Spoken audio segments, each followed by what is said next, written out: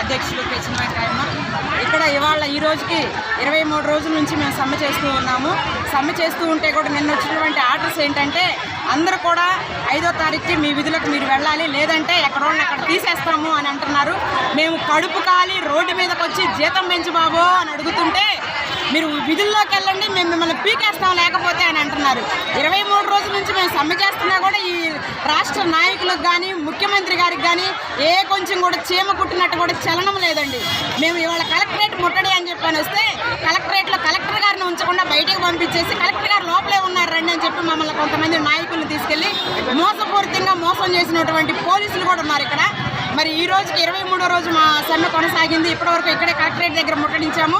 అయితే ఇప్పుడు మేము ఇక్కడ నుంచి ఎందుకు లేచి వెళ్తున్నామంటే కొన్ని అంబులెన్స్లు వస్తూ ఉన్నాయి, వాళ్ళకి ఇబ్బంది కలిగించకూడదు అని చెప్పి మా టెంట్లోకి వెళ్తున్నాము. అలాగే మాలో ఉన్నటువంటి నాయకులు కొంతమంది చాలామంది పడిపోవటం కూడా జరిగింది.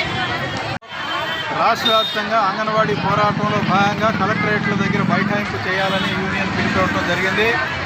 ఈ కార్యక్రమాన్ని జరగకుండా చేయటం కోసమని నిన్న మధ్యాహ్నం నుంచే జిల్లాలో ఉండేటువంటి మొత్తం అంగన్వాడీల నాయకత్వానికి నోటీసులు ఇవ్వడం జరిగింది. గుంటూరు రావద్దని చెప్పేసి అట్లా కొంతమందిని జిల్లా అధ్యక్ష కార్యదర్శులు ఉండేటువంటి వాళ్ళని ఇతరత్ర నాయకులు ఉండేటువంటి వాళ్ళని తెల్లవారుజామున అరెస్ట్ చేసి పోలీస్ స్టేషన్లో నిర్బంధించారు.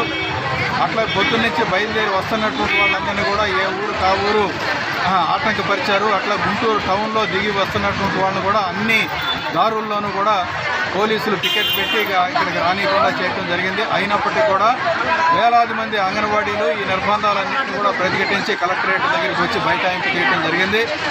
ఇక్కడ పోలీసు వారు కలెక్టర్ గారి దగ్గరికి తీసుకెళ్తామని చెప్పి అక్కడ వాస్తవానికి కలెక్టర్ కానీ జాయింట్ కలెక్టర్ కానీ డిఆర్ఓ కానీ ఎవరూ లేరు. ఆ రకంగా మభ్యపెట్టి చేసే ప్రయత్నం చేశారు.